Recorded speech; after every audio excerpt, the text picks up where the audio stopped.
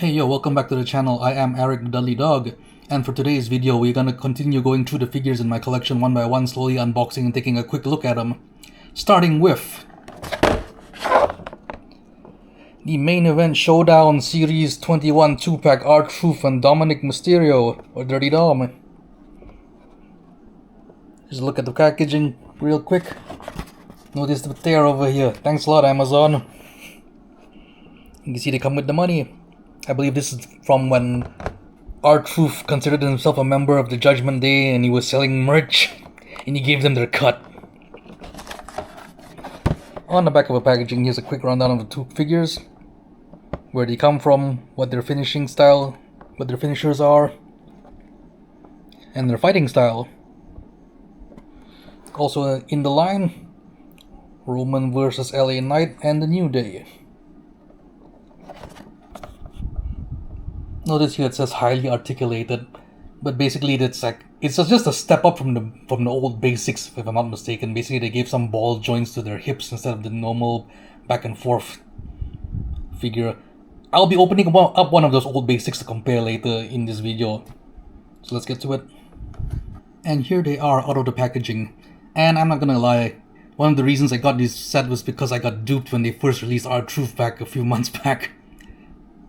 Because I really didn't have any R-Truth figures in my collection. I believe I have one of those first Elites. And I bought the recent, I believe, Series 115 R-Truth. But I had to get this one also because it came with the Dominic Mysterio and I like this gear that Dom's wearing. So let's take a look at Dom first.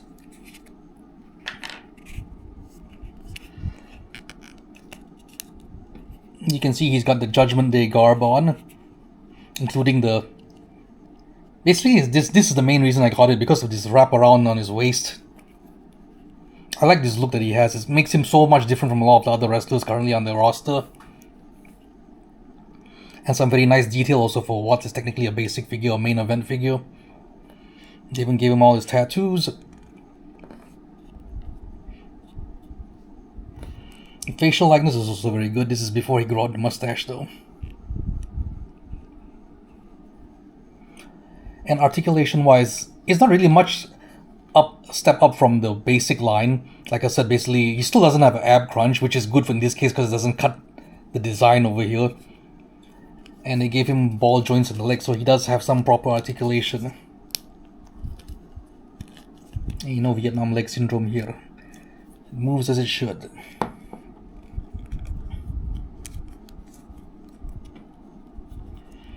All in all, really nice for a basic figure, a mainline figure, main event figure, sorry.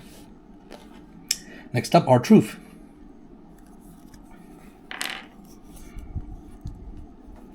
Now this is a very nicely done figure as well. Very nice likeness to the face.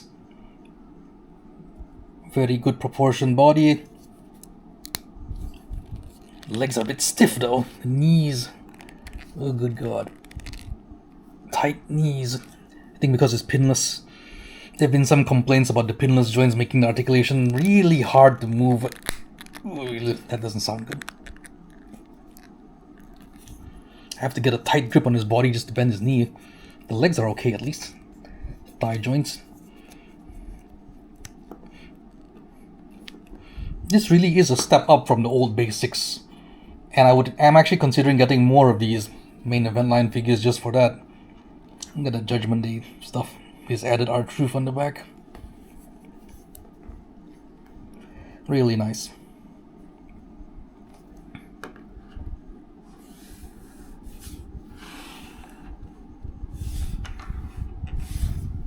Next up, we're going to take a look at Main Event Series 149, The Miz in a purple suit. Once again, look at this packaging. Thanks a lot, Amazon. Really beat up, even the side here is cracked open already. This is the back. Now this Maxine Dupree is very much sought after. I went on Amazon now, it's going for like $50 US almost. And here he is out of the packaging. Now fun fact, the very first Elite figure I ever bought with my own money was the Elite Series 9 Miz. the one that came with the US title belt. I bought him together with the Elite Series 9 Zack Ryder, specifically because Miz came with the US title and I wanted to give that belt to Zack, who just won the title at the time. So, closer look at the figure. Accessories, he comes with a pair of sunglasses, removable sunglasses. Nice touch. And the main reason I bought this is because of this purple suit. And I'm not sure how it comes off on the camera, but the suit is actually a bit translucent. The purple is nice. Like the Joker or the Purple Man from Marvel. There's also a Seth Rollins in a similar suit like this, but his is light blue. I'm thinking of getting that one also if I can. Articulation. The basic articulation. You see he bends at the elbow because there's no bicep swivel. And the knees, yeah, a bit tight on this one. Pinless knees.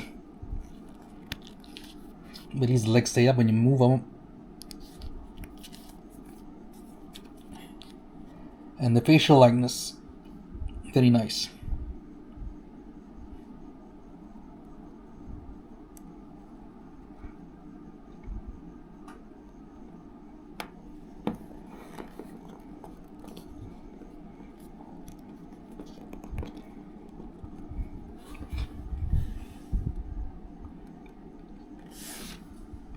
Surprisingly, I don't have a lot of Miz figures in my collection. I think there's only that original Elite I bought and one of the recent ones, I think from one of the SummerSlam lines where he was wearing the white outfit. If anything, this guy deserves an Ultimate Edition. He really deserves it.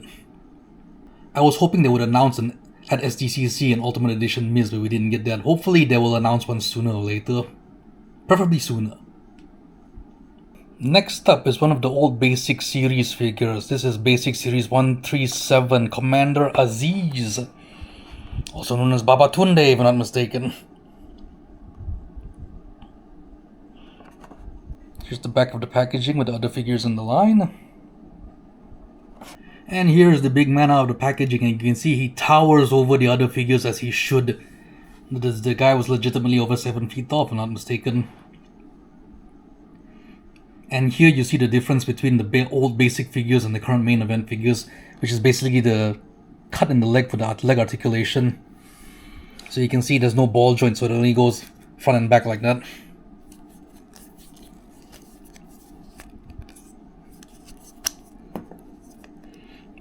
The arms articulation is the same, nothing much changed there, and there's of course no ab crunch.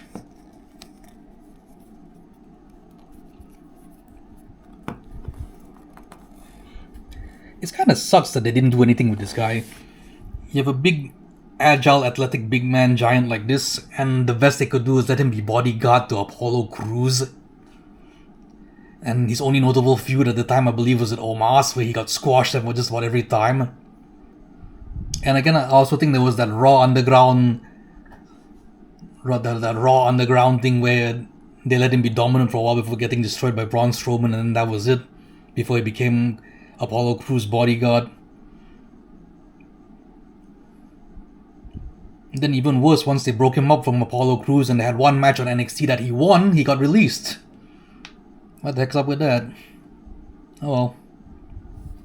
And speaking of the big man, we're gonna end this video with a look at Elite Series 108 Omos. Now, the Nigerian Giant recently made his return at Triple Mania 33, winning their Battle Royal, their Mini Royal Rumble Battle Royal. Good to see him back.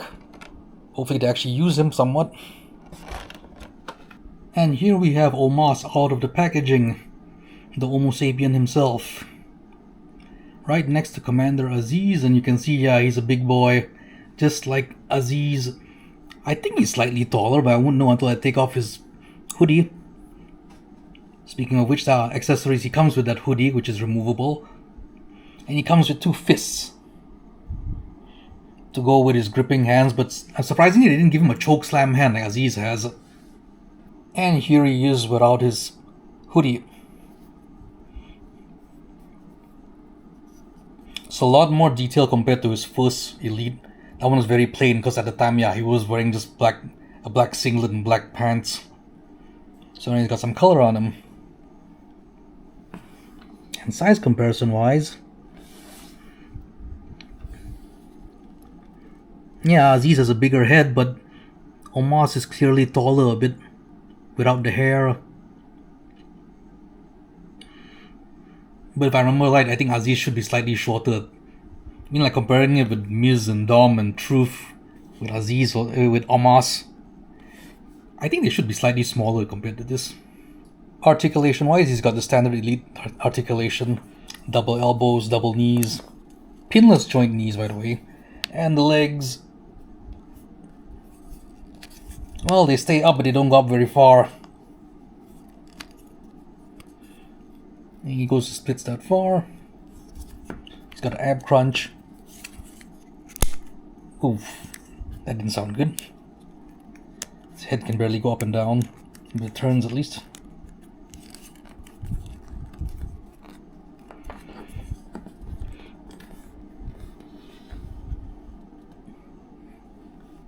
Yeah, like I've said before, I'll always have a special place in my heart for these giants and the big men of wrestling, all the super heavyweights.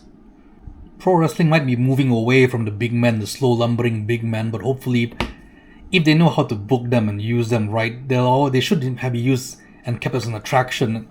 I mean, like, Omos has been around for a while and he's just like disappeared since MVP left. They sent him up to Pro Wrestling Noah. He won the tag belts over there. Then they quickly brought him back. Didn't use him for a while again, and then they sent him to AAA. Hopefully they do something with him there, even if it's just as an attraction. They shouldn't let these guys just rot away. At least keep them active in the ring. So that is going to do it for this video. Like I mentioned, next week I won't be putting up any videos because I'll be off traveling. I'll be going to Kuala Lumpur to catch APAC Wrestling Slamfest 2025. And after that, I'll be going to Singapore for a quick vacation with the family. Now you're all probably thinking, vacation time, traveling, that means toy hunts, right? Heck yeah, I'm gonna try and look around and see if I can find anything, though I probably won't buy anything. Probably just a lot of window shopping. But Singapore in particular, I know I can find WWE figures over there, so I'm gonna try to hit my old stomping grounds when I was living and working there. See if anything's still available, if I can find anything rare. Though I probably won't buy anything unless it's something I really want. With that said, thanks for watching. Please like and subscribe. Comment below anything you'd like to see me review later down the line, or how I can improve on my reviews. I know my first review I totally effed up the settings on the camera, so the exposure was really bad on that one. But I'm working it out now and hopefully this is better now. Thanks again for watching. See ya!